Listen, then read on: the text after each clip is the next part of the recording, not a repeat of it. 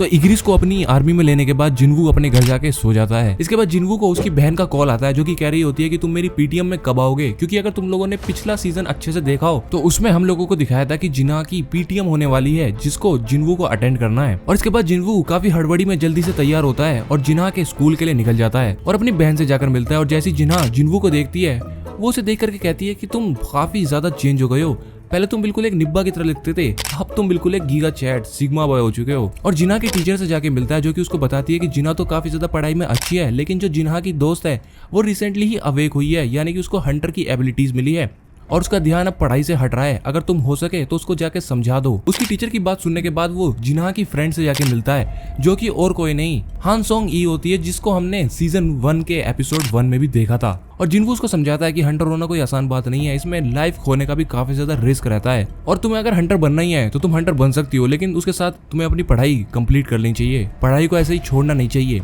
और जिनवू के लाख समझाने के बाद भी वो मानती नहीं है। इसके बाद जिनवू कहता है कि ठीक है, अगर तुम हंटर ही बनना चाहती हो तो मेरे साथ एक डंजन रेड पर चलो और फिर तुम्हें पता चलेगा कि एक डंजन रेड में कितना ज्यादा रिस्क होता है। इसके बाद जिनवू उसको एक डंजन रेड पर लेकर चला जाता है और तभी कोरिया के अंदर एंट्री होती है हुआन डोंग सू की। और अगर तुमने सीजन 1 अच्छे से देखा हो तो ये और कोई नहीं डोंग सुक का बड़ा भाई है जो कि एक एस रैंक हंटर है और ये कोरिया में पता लगाने आया है कि उसके छोटे भाई को किसने मारा है। इसके बाद हम लोगों को दिखाया जाता है कि जिनवू और बाकी सारे टीम मेंबर्स ने उस गेट को एंटर कर लिया है और जैसे ही वो उस गेट को एंटर करते हैं वो गेट रेड में कन्वर्ट हो जाता है। इसके बाद हम लोगों को बैक योनो दिखाया जाता है जिसको हम ऑलरेडी सीजन 1 में देख चुके हैं, जो कि एक एस रैंक हंटर है। और जैसे ही इसको इस डंजन गेट के बारे में पता चलता है ये तुरंत ही वहां के लिए रवाना हो जाता है। इसके बाद हम लोगों को उस डंजन के अंदर का सीन दिखाया जाता है जो कि पूरा आइस से कवर्ड होता है। और इसको एंटर करने के बाद जिनवू भी काफी ज्यादा सस्पिशियस हो जाता है क्योंकि इस डंजन में आइस एल्व्स यानी कि आइस स्लेयर्स रहते हैं और इनको आइस स्लेयर्स इसलिए कहा जाता है क्योंकि ये काफी ब्रूटल हंटर्स होते हैं। इसके बाद हम लोगों को डंजन गेट के बाहर का सीन दिखाया जाता है और हम लोगों को पता चलता है कि बैक योनो यहाँ पर आ चुका है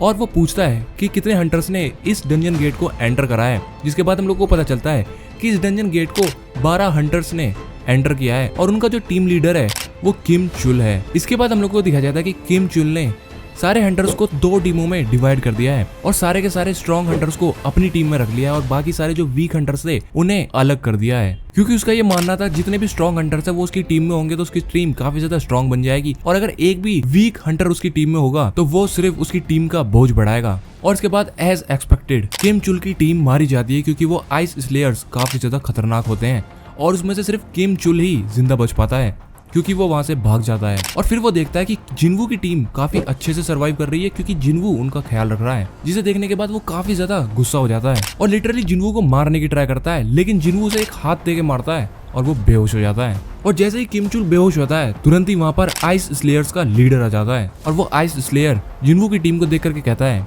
कि ये तो काफी घटिया लोग हैं, जिसे सुनने के बाद जिनवू कहता है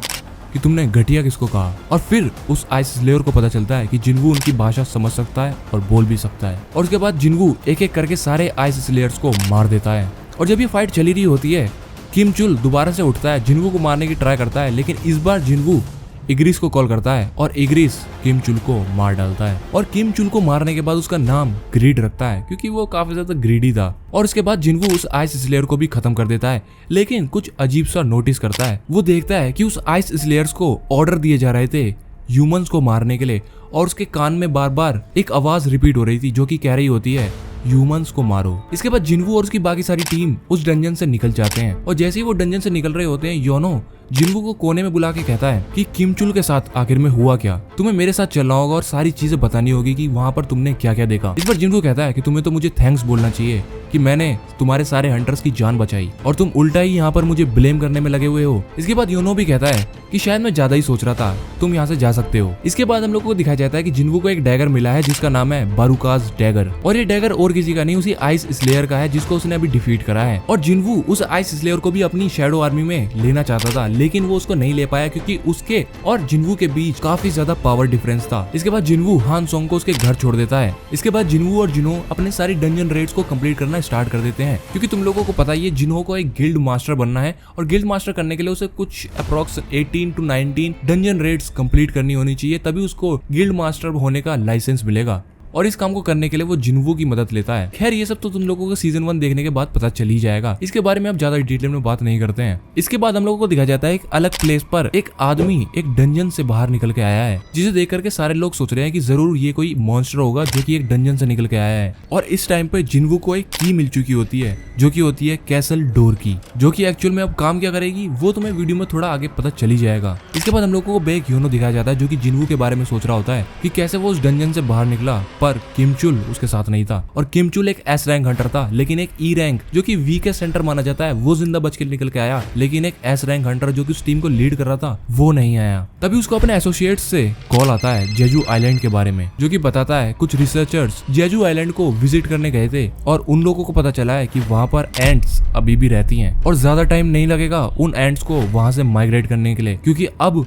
वो एंट्स इवॉल्व हो करके काफी ज्यादा खतरनाक हो चुकी हैं, क्योंकि अब वो उड़ भी सकती हैं। क्योंकि एक एंट जिसके पंख थे वो जापान के एक बीच के किनारे पाई गई है। इसके बाद जिन्वू कैसल डोर की को यूज करने के बाद डीमन कैसल में पहुंचता है और वहां पर जाने के बाद आर्मी ऑफ डेड से फाइट करता है और तभी उसको ऑर्ब ऑफ एवराइज मिलता है, जिसे यूज करने के बाद विल्डर की पावर 2x हो जाती है। और तुम लोगों को वो बंदा तो याद ही होगा जो कि उस डंजन गेट से बाहर आया था, तो उससे इन्वेस्टिगेशन चल रही होती है और उसका इंटेरोगेटर और कोई नहीं हुआन डोंगसू होता है, क्योंकि वो बंदा जो गेट से बाहर निकल के आया था वो कोरिया में बात कर रहा होता है। तो यूएसए वाले एक कोरियन हंटर प्रीफर करते हैं और यूएसए में एक ही कोरियन हंटर है जो कि एक एस रैंक हंटर है और वो और कोई नहीं हुआन डोंगसू है। तो इसलिए उसको कोरिया से वापस बुला लिया जाता है और वो काफी ज्यादा फ्रस्ट्रेटेड होता है क्योंकि वो कोरिया अपने भाई के कातिल का पता लगाने गया था, लेकिन यूएसए वालों ने वापस उसे यूएसए बुला लिया। और जैसे ही हुआन डोंगसू को ये पता चलता है कि ये बंदा 10 साल से डंजन में था और 10 साल बाद डंजन गेट से बाहर आया है, तो वो सोचने लगता है कि शायद मेरा भाई भी जिंदा होगा और वो डंजन में फंसा हुआ होगा,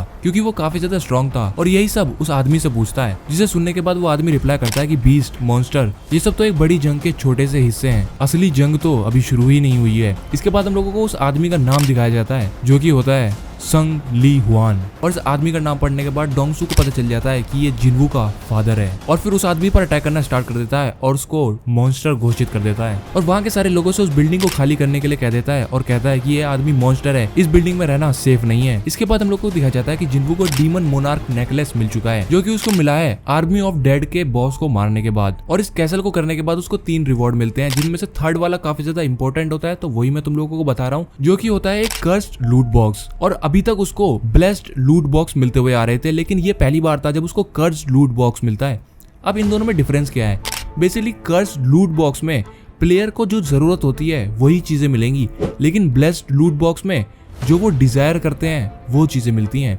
इसलिए ये जिन्वू को काफी सरप्राइजिंग लगता है, क्योंकि पहली बार उसको कर्स्ड लूट बॉक्स मिलता है तो वो उसको चूज कर लेता है। और जैसे ही वो उसको ओपन करता है उसके अंदर से उसको एक की मिलती है जिसका डिफिकल्टी और टाइप अननोन होता है और यहीं पर ही उसको ब्लूप्रिंट मिलता है होली वाटर ऑफ लाइफ का। पर आखिर ये होली वाटर ऑफ लाइफ है क्या? तो तुम इसको ऐसा समझ सकते हो कि ये ऑल इन वन क्योर है किसी भी डिजीज का। और इसके बाद हम लोगों को दिखा जाता है कि हुआन डोंगसू जिन्वू के फादर से हार चुका है और वो बिल्डिंग भी पूरी तरह से तबाह हो चुकी होती है। इसके बाद जिन्वू अपना री इवेल्युएशन टेस्ट करवाने के लिए जाता है और वहाँ पे अलग अलग गिल्ड से मिलता है। इसके बाद जिन्वू उस मशीन पर जाता है जहाँ पर माना लेवल्स को डिटेक्ट किया जाता है, लेकिन वो मशीन जिन्वू की माना लेवल्स को डिटेक्ट ही नहीं कर पाती है। स्टार्टिंग में तो पहले सब लोगों को लगता है कि मशीन में ही कोई डिफेक्ट है, पर बाद में सब लोगों को पता चल जाता है कि शायद जिन्वू कोरिया का 10th एस रैंक हंटर हो सकता है। तो अभी तक की आप लोगों ने जो स्टोरी देखी है इसके सेकंड सीजन के फर्स्ट पार्ट की थी और इसके सेकंड पार्ट में और भी ज्यादा कमाल की चीजें होने वाली हैं। और उस सेकंड पार्ट को देखने के लिए मुझे नीचे कमेंट सेक्शन में कमेंट करके जरूर बताना कि आप लोगों को उसका सेकंड पार्ट देखना है। मिलते हैं सीधा सेकंड पार्ट में।